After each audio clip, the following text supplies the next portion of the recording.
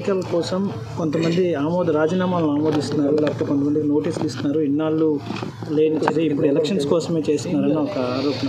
వాళ్ళు చేసిన కార్యక్రమాలు ఎట్లా ఉన్నాయి? నోటీసులు ఇవ్వడానికి వాళ్ళు ఏ పార్టీ తరఫున గెలిచారు, ఏ పార్టీ తరఫున ఇప్పుడు రాజ్యసభలో ఓటేయాలనుకుంటున్నారు? మొన్న వేశారు కదా ఆల్రెడీ ఎమ్మెల్సీ ఎలక్షన్లో కొంతమంది ఆ విధంగా మా పార్టీ తరఫున గెలిచి అవతల పార్టీకి ఓటేశారు. అటువంటి పరిస్థితి మళ్ళీ పునరావృతం కాకుండా ఉండటం కోసమే ఈ చర్య తీసుకోవడం జరుగుతుంది. రాజీనామా చేసిన వాళ్ళ విషయం అంటారా? రాజీనామా యాక్సెప్ట్ చేసే అధికారం స్పీకర్ గారికి ఎప్పుడూ ఉంటుంది. కీళ్ల నొప్పులు, ఊపిరితిత్తుల సమస్యలతో బాధపడుతున్నారా? RNC super speciality hospital, Chintal, Quthbullapur. ఏ రోజైనా యాక్సెప్ట్ చేయొచ్చు. ఓన్లీ థింగ్ ఈజ్ స్పీకర్ ఫార్మేట్లో ఇచ్చారా లేదా, తర్వాత వాళ్ళు కన్సర్న్ ఇచ్చారా లేదా అనేది చూసుకుంటారు.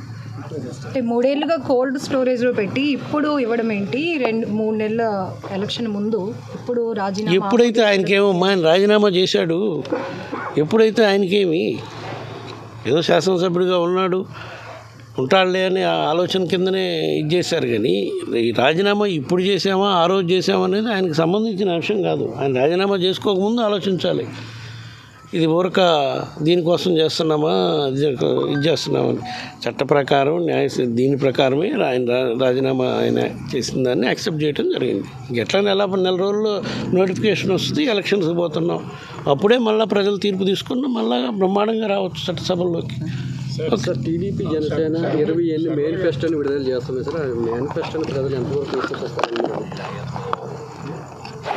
ఇదివరకు మేనిఫెస్టోలు పెట్టినవన్నీ ఆయన ఏమన్నా అమలు చేస్తుంటే తప్పకుండా ఈసారి కూడా ఆయన మేనిఫెస్టోని ప్రజలు విశ్వసిస్తారు. నాయుడు చేశాడా?